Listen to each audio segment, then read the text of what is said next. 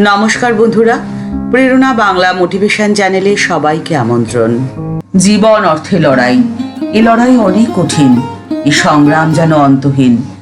জীবনের এই যুদ্ধে থেমে যাওয়ার কোনো সুযোগই নেই। আমৃত্যু এই লড়াই করে যাওয়ার জন্য প্রয়োজন শক্তির। এই শক্তি মানসিক শক্তির। মানসিকভাবে যদি শক্তিশালী হওয়া যায়, তাহলেই তো শারীরিকভাবে সংগ্রাম করা সম্ভব হবে। আপনি আপনার মানসিক শক্তি বাড়িয়ে তুলতে পারেন মাত্র দুটি উপায়ে। ঠাকুরের ভাব ও আদর্শকে মাথায় নিয়ে এই দুটি উপায়ের কথাই আজকের ভিডিওতে আপনাদের সাথে শেয়ার করে নেব। তাই স্কিপ না করে শেষ পর্যন্ত ভিডিওটি দেখার অনুরোধ রইল। প্রথম উপায় হলো আপনাকে সংযমী হতে হবে, কারণ সংযমী মানুষের মনে ক্ষোভ আর আক্ষেপের কোনো স্থানই নেই। আড়ম্বরে কখনো মানুষ চেনা যায় না। প্রত্যেকটি মানুষের মধ্যেই রয়েছে দেবতা আর অসুরের অধিষ্ঠান। মানুষের সাত্ত্বিক ভাবই হলো দেবতা আর রাজসিক ভাব হলো অসুর। আপনি যদি সাত্ত্বিক ভাব নিয়ে জীবনযাপন করেন, তাহলে আপনার মধ্যে মানসিক শক্তি বেড়ে যাবে বহুগুণ। জ্ঞান আর কর্মে ব্যস্ত মানুষের মধ্যে দেবশক্তি প্রকাশ পায়, আর যে মানুষ ইন্দ্রিয়ের দ্বারা বশীভূত, তার রাজসিক গুণই প্রকাশিত হয়, অর্থাৎ আসরিক শক্তি প্রকাশ পায়। সুর অর্থে দেবতা, আর যারা অসুর অর্থাৎ জীবনে ইন্দ্রিয়ের দ্বারা রমণ করেন, তারাই অসুর। ঠাকুর বলছেন, যদি ভক্ত হও তো ভাব ভক্তি অন্তরে থাকবে। ঠিক যেমন সাগরের যত কাছে নদী যায়, ততই জোয়ার ভাটা দেখা যায় তার মধ্যে। ভক্ত তার ভাব দিয়ে জ্ঞানীকে ঠিক চিনে নেয়, কারণ জ্ঞানীর ভেতরে এক টানা গঙ্গা বইতে থাকে। জ্ঞানী হওয়ার প্রথম ধাপই হলো ভক্ত হওয়া, কারণ ভক্ত জ্ঞানীর সাথে খেলা করতে ভালোবাসে। কখনো সেখানে সাঁতার দেয়, কখনো বা ডুব দেয়, আবার কখনো ভেসে ওঠে। যদি ভক্ত হতে পারো, তাহলে তোমরা থাকবে সবসময় শান্ত, মনের মধ্যে কখনোই অস্থিরতা কাজ করবে না। যে মানুষের মন যত শান্ত, তার মানসিক শক্তি তত বেশি। মানসিক শক্তি বাড়িয়ে তোলার দ্বিতীয় উপায় হলো আপনাকে মুক্ত মনের অধিকারী হতে হবে। ব্রহ্ম সত্য, জগৎ মিথ্যে। ঠাকুরের এই বাণীকেই গ্রহণ করে স্বামীজি বললেন, আত্মা মাত্রই অব্যক্ত ব্রহ্ম, তাই কোনো অবস্থাতেই ভয় পাবে না, কোনো সংকটে কখনো পিছিয়ে আসবে না। তোমাদের বাইরের আর ভেতরের প্রকৃতিকে একাত্ম করে ব্রহ্মভাব ব্যক্ত করাই হলো জীবনের চরম লক্ষ্য। এই লক্ষ্য পূরণে রয়েছে মাত্র তিনটি উপায়। প্রথম কর্ম, দ্বিতীয় উপাসনা, আর তৃতীয় মনঃসংযম বা জ্ঞান। সব সময় মনে রাখবে, এই তিনের মিলিত প্রচেষ্টাতেই তোমাদের মধ্যে ব্রহ্মভাব প্রকাশিত হবে। স্বামী শুদ্ধানন্দজি লেখা থেকে জানা যায়, 1897 সালের মে মাস, তার মাত্র কিছুদিন আগে তিনি আলমবাজার মঠে যোগদান করেছিলেন। স্বামীজি সবেমাত্র দার্জিলিং থেকে ফিরেছেন। সেখানে তার কয়েকজন গুরু ভ্রাতা এবং মাদ্রাজি শিষ্যবৃন্দ সহ তিনি গেছিলেন। সেই সময় মঠে বাস করতেন মাত্র 3 বা 4 জন বয়োজ্যেষ্ঠ সাধু আর তার গুরু ভ্রাতারা, এবং 12 জনের মতো নতুন দীক্ষিত বয়কনিষ্ঠ সন্ন্যাসী ব্রহ্মচারী। স্বামীজির গুরু ভাইরা ছিলেন সম্পূর্ণ স্বাধীন, এবং অন্তরাত্মা তাদের যেভাবে উৎসাহ দিত, সেভাবেই তারা একক বা সমবেতভাবে সাধনার চর্চা করতেন।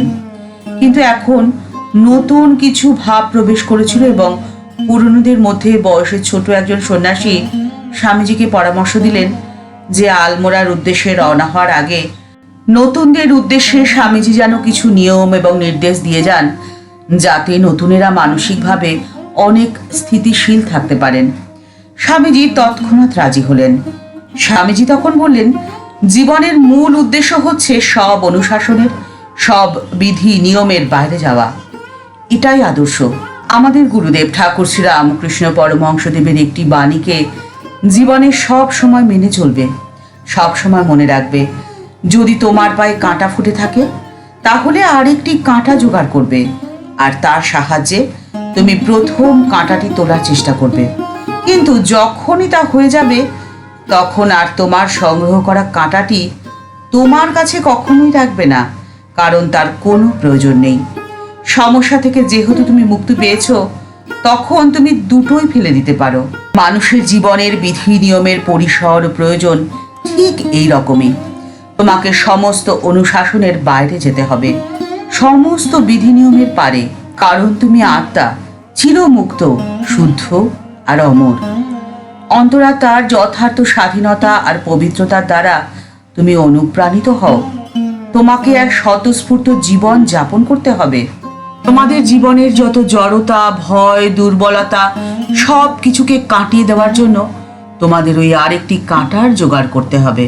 কিন্তু তারপরে ওই দুটি কাঁটাই ফেলে দিতে হবে, আর দুটি কাঁটাই ফেলে দিয়ে তোমরা হবে মানসিকভাবে অনেক শক্তিশালী, অনেক উদার।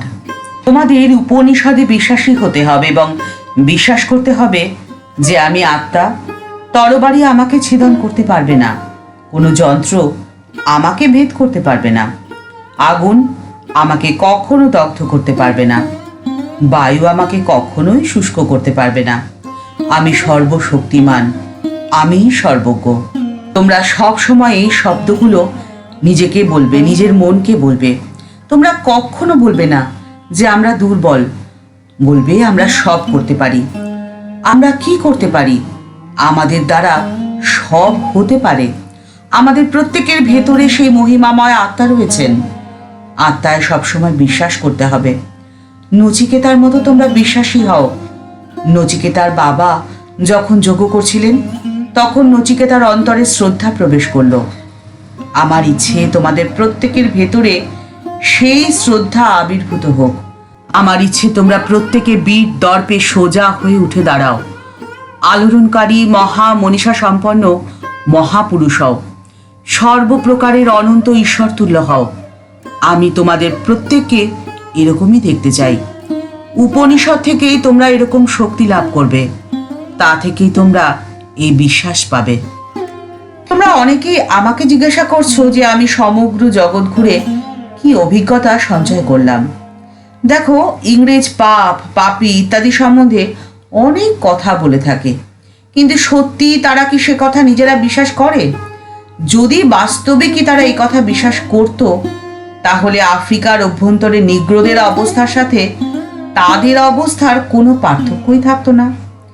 ঈশ্বরের ইচ্ছে এ কথা তারা বিশ্বাস করে না। তারা বিশ্বাস করে ঠিক তার উল্টোটা। তারা বিশ্বাস করে যে তারা জগতের অধীশ্বর হয়ে জন্মেছে। তারা নিজের মহত্বে বিশ্বাস রাখে। তারা বিশ্বাস করে যে তারা সব করতে পারে। ইচ্ছা হলে তারা সূর্যলোকে, তারা চন্দ্রলোকেও যেতে পারে, এবং তাদের এই বিশ্বাসই তাদের আজকে সারা পৃথিবীময় রাজত্ব করতে সাহায্য করছে। তাই তোমরা কখনো নিজেদের ওপর থেকে বিশ্বাস হারাবে না। ঠাকুর মা ও স্বামীজির চরণে প্রণাম জানিয়ে আজকের পর্ব এই পর্যন্তই। দেখা হচ্ছে পরের পর্বে। ভিডিওটি যদি ভালো লেগে থাকে তাহলে তা শেয়ার করার অনুরোধ করছি। আর আমাদের চ্যানেলকে ভালোবেসে যারা আমাদের পরিবারের সদস্য হয়ে গেছেন তাদের জানাই অসংখ্য ধন্যবাদ, প্রণাম ও ভালোবাসা। আর যারা এখনো আমাদের এই চ্যানেলটি সাবস্ক্রাইব করেননি তাদের কাছে অনুরোধ রইল আমাদের এই চ্যানেলটি সাবস্ক্রাইব করে বেল বাটনটা ক্লিক করে দিয়ে অল বাটনটাতে ক্লিক করে দেওয়ার জন্য। তাহলে এই চ্যানেলে ভিডিও আপলোড হওয়ার সাথে সাথেই আপনার কাছে নোটিফিকেশনটি চলে যাবে। সবাই ভালো থাকবেন, সুস্থ থাকবেন। নমস্কার।